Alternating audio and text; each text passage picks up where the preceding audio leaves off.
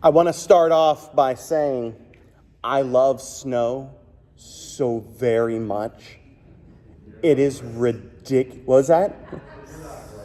I know. And that actually plays into this sermon because I love snow and I haven't seen a good snow, a real snow, in a while. When I was a kid, I remember the blizzard. It was around like 92, 93, and we had like 3 feet of snow outside, and I would just fall off the porch into this giant snowdrift, and it was the happiest I had been as a child. So this past week, when it started snowing, I got real giddy and excited because, again, I love snow. And I'm sitting in the office and I'm looking out the window and I'm seeing the snow coming down, and I can actually hear Nemo and Juliana outside playing because they spent that whole day outside, much to the chagrin of my wife, because she had to be out there with them. And the snow's coming down, and the snow's coming down, and my mind starts to wonder, because it was a very heavy snow, but it was not a super heavy snow. And the way that my mind was wondering was, what if the snow was heavier? Because I had seen and I had driven before in times where the snow was so thick, visibility was incredibly low. And because I'm not right in the head, I started to think about polar bears, because snow and polar bears and Coca-Cola and all of these things. So I'm looking at the snow thinking, what if it was more snow? And then I thought about polar bears and I got sad. I got irrationally sad at the thought of a polar bear in a blizzard, because polar bears are all white. And they have like a little black nose and they have black eyes, and those are like the only real colors that they have. So I thought about a polar bear being separated from their family in the midst of a blizzard. And you wouldn't be able to see the polar bear very clearly because, again, visibility would be low. It would be all white, and the polar bear's white. And I'm thinking, how is the polar bear going to get back to his family to enjoy his Coca-Cola in the midst of a blizzard? And I thought to myself, I'm really glad that I don't have to worry about that. Not because I'm not a polar bear, but because I know that I can't be lost that much. I've reasoned that one of the biggest fears that we as people have is actually being lost. We don't like being lost. I know I cannot stand the thought of being lost or not knowing where I am going, which is why I was so overjoyed the first time we got a GPS device for our car to take long trips. Part of the reason for this is many years ago, my wife and I traveled up to Niagara Falls, and we were coming up, and instead of going right, which would have taken us east and up towards the falls, we went left, west, and I don't know if you're good with geography, but Niagara Falls is not west from where we are. It would be east. And so we went hours out of our way. We had to get maps, and we had to pinpoint and track and ask several sketchy people we met on the side of the road directions for how to get where we were going. And eventually we got there, but it took longer than it needed to. But now I have a GPS on my phone, so I can just set my phone to say, go to this location, and the little robot inside tells me when to turn left or right, and then if I make a mistake, it'll say, oh, that's okay, we're recalculating, and we'll fix your mistake, ensuring that I have a very slim chance of actually getting lost. Because people hate being lost. It's not fun. Which is why I have so much comfort in the fact knowing that through Jesus Christ, I can never truly be lost. I find myself in situations, surely, all the time where it appears that I'm lost. where I don't know which way is up, where I'm the polar bear in the blizzard and I can't see 3 inches ahead of me, and I know that nobody else can see where I am, so they can't come help me. And there is this feeling of hopelessness and this feeling of despair, and that's what being lost is all about. But it is in those moments of being lost that I have to stop and realize and remember that Christ will find me. It's a very comforting thought to know that in the midst of all the chaos, in the midst of all the confusion, Christ comes to me. Christ comes to all of us. That's why I was kind of taken aback by the texts this morning. Both texts speak of the wilderness. But what is the wilderness? To the readers of these words, the wilderness meant one thing and one thing only. Wild. I mean, literally, it's in the word, but it was a wild place. It was easy to get lost in the wilderness. It was easy to die in the wilderness. You got lots of mountains, you got lots of valleys, you got snakes and scorpions and all this other stuff roaming around out there. Furthermore, there's jackals and there's people that would hang out in the wilderness to try to get you. It's not a safe space. It is the definition of the scariest place a person could find themselves being in. Keep that in mind, because it's so important. Our text in Isaiah starts with words of comfort and words of hope. Comfort, O comfort my people, says God. Speak tenderly to Jerusalem and cry to her. So automatically we have this notion of hope, that sins are forgiven, that repentance is given to the people. She has received from the Lord's hand double for all her sins. And that's when it happens. In the wilderness, a voice cries out, "Prepare a way for the Lord." In the scariest place possible, that's where this voice comes from. Prepare the way of the Lord. Make straight a path in the desert, a highway for God. Every valley lifted up, every mountain brought low, a nice straight path. You don't have to go up hills, you don't have to go down hills or down into valleys and then up valleys. There's no nooks and crannies for jackals or snakes or scorpions or bandits to hide in. It's a straight shot, a taming of this once wild, crazy, and lawless place. That is the glory of the Lord being revealed. The author goes on to continue and to say that all people are like grass. And we know what grass does. When it gets dried up, what happens? It gets blown away. It's here today, gone tomorrow.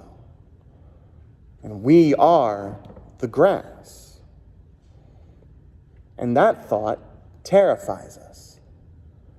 The thought of our own mortality. The thought that we can be here today and gone tomorrow. And if we live our lives in that fear, then we have to think that when we're lost, we're going to stay lost. That we can't find our way out of any sort of wilderness we may be in. And ultimately, what would the hope be for those in the wilderness if it's here today, gone tomorrow for our lives? Yet there still continues to be hope in this passage, as the author says, people are like grass, but God's word isn't. And that's a good thing. That's a wonderful thing, that God's word endures. In the midst of all of the chaos, in the midst of all of the changes that we have seen, that we are seeing, or that we will see, the one constant we have in the world is God's word. And what is God's word to the people? Comfort, O comfort my people. A message of hope, a message of love, a message of redemption, a message of those scary parts of the wilderness being laid bare, that we don't have to worry about it. How can you not be overjoyed by this message of hope? How can you not be filled with this message of peace? But God doesn't just stop there. See, it's one thing to hear God's word. It's one thing to know God's word. It's another thing entirely to see God's word played out in real time. Which brings us to one of the most fascinating characters in the New Testament, John the Baptist. John the Baptist was a wild man. He had clothes made of camel hair, and I've pet camels, I've ridden camels before. Their hair is not exactly the softest. Like, it's not something I would want to buy and clothe myself in. That was his clothes. He had a belt made of leather, which begs the question, if he lived in the wilderness, how exactly did he get a belt of leather? I mean, I don't think he went to a local tanner to get a leather. We don't know. We just know he had a belt of leather. The implications, and again, when my weird mind starts wondering, the implications of that belt of leather, along with the clothes made of camel's hair, is stunning. And then you further compound that by the diet that he has. I would much rather do the Daniel fast than the John the Baptist plan. He ate honey, which is fine. He ate locusts, not fine. Now, I've tried chocolate-covered crickets before. Tastes like chocolate. Little crunchy. I don't think that's what he had, and that's not something that I would like to have over and over again. I basically tried them because I bought them for the kids, and I have this rule: I'm not going to have the kids eat something that I'm not going to eat. And I kind of wanted to see if they would do it. So I did it first, and then they did it. Turns out they enjoyed the chocolate part, and they just ignored the cricket part. I don't think John had chocolate-covered locusts, and locusts are big and scary and gross, and I don't like them. This paints the picture of a very strange individual, a very weird individual. And this is further compounded by the fact that he's living in the wilderness. Do you see the painting that is beginning to emerge of John the Baptist here? A wild, untamed man. This is the voice crying out in the wilderness, baptizing people for the forgiveness of sins. This is the voice preparing the way of the Lord. And I think that's important. I think knowing who John the Baptist is, knowing his location, is very important for us, because overall it says a lot about what happens next. You see, John says, my message is simple. Get ready, because the kingdom of heaven is drawing near. There is someone coming more powerful than I. I'm just the first guy. I'm the guy getting everyone ready. To when the second guy shows up, I can point at him and say, that's the one I've been talking about this whole time. And of course, we know that he is talking about Jesus.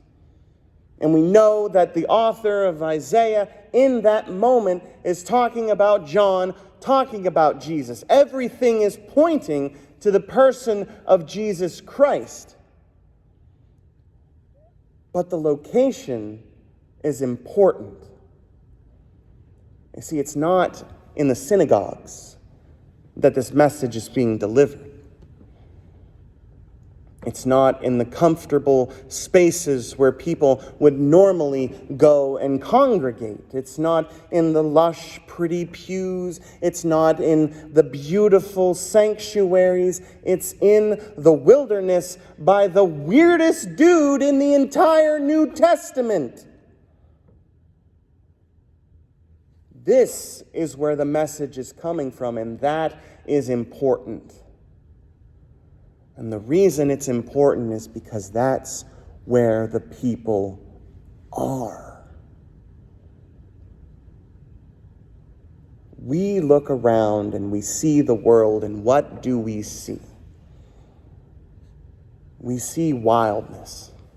We see death. We see fear. We see all of these things, and each and every one of us, especially now in 2020, in the midst of everything else going on, we feel in the wilderness. That's where we are. We don't know which way to go. We don't know what tomorrow's going to bring. We don't know what the numbers are going to be. We don't know what the governors are going to say, or what the president or the Congress or anything. We don't know what any of them are going to say. We are in uncharted territory, wild and unpredictable, much like the wilderness. And we're lost in that wilderness. And it fills us with the sense of fear, with the sense of foreboding, with the sense of dread, and we don't like it. But that's why the message came from the wilderness, because that's where the people were. Being lost in sin, being separated from God, is in fact a type of wilderness. What John is doing is calling out to where the people are, to say that something is coming, something that will save you, something that will fix you, something that will find you. Something is coming. And we know that that's Jesus. And we're happy about that, and we sing our songs, and we light our Advent candles as we prepare the coming of the Lord. But do we understand what that means? Because it's not just about the birth of a little baby in a manger. It's about God coming to us.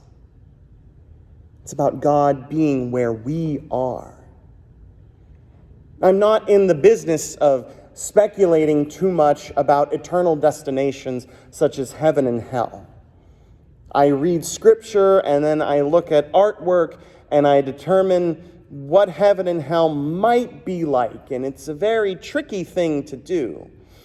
And when we read about the kingdom of God, when we read about the kingdom of heaven, it's always very nice. There's mansions and roads of gold, and sometimes we think there's a lot of clouds and people with wings and harps and music, and it's this wonderful, beautiful thing. The bottom line is this: whatever it looks like, it's awesome. It's probably the nicest thing that we could ever imagine or ever see. It's a place you don't want to just visit. You'd want to stay there for a while. And that's where God comes from. And if God comes from there and comes down here to earth with all the stubbed toes, with all the wilderness and the dirt and the muck and the sin and everything, that's what God leaves and comes into being for us, coming to that dark, wild, and lawless place. And if that wasn't enough, the reason that God comes to that place is for you. It's for me, for us. God sets aside the glory of heaven to go into the wilderness, to cry out, "Comfort, O comfort my people. Salvation is here for you," because we're stuck in the wilderness. And we can't, no matter how hard we try, we can't find our way out of the wilderness on our own. We're the polar bear in the blizzard. We don't think we can be found. We don't think we can be saved because statistically and logically, it doesn't make sense. We have too many things against us. But that's where God comes to us. It's not that we go to try to find God. It's that God is already actively coming into our realm where we are to save us, to bring us into God's presence. How beautiful is that? I think that's the real joy of Christmas. I think that's the real joy of Advent.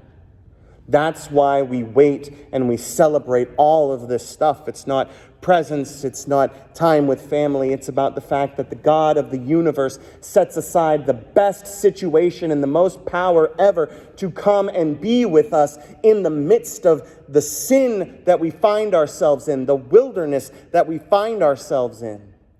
Reaching out his hand, grabbing us and saying, there is more than this. What once was lost is found through Jesus. And it's not us doing the searching. It's God. Just because God loves us. Just because God cares enough about us to reach into human existence and bring us to God. What a message. What a hopeful message. But the problem is, whenever you have a hopeful message, you then have to ask yourself, what am I going to do with it? Because now we know. And I always say, once you know something and once you see the real thing that's going on, it makes your life that much harder, because what are you going to do with it? If we know this truth, if we believe this truth, and I would wager that we do, if we know the way to be unlost, to be found is through Jesus Christ, what are we going to do? The proposition is simple. Get wild. Become like John the Baptist. I'm not saying go eat bugs and honey. But I'm saying speak the truth. In the midst of the fear, in the midst of the terror that we find ourselves in the midst of the darkness, in the midst of being lost in the wilderness, cry out the words of God. Comfort, O comfort my people. We can do that. We can make straight the path for the coming of the Lord. And I think, given the current situation and state of the world, it's probably a good time to let people know that they can be found in the midst of the wilderness. Amen.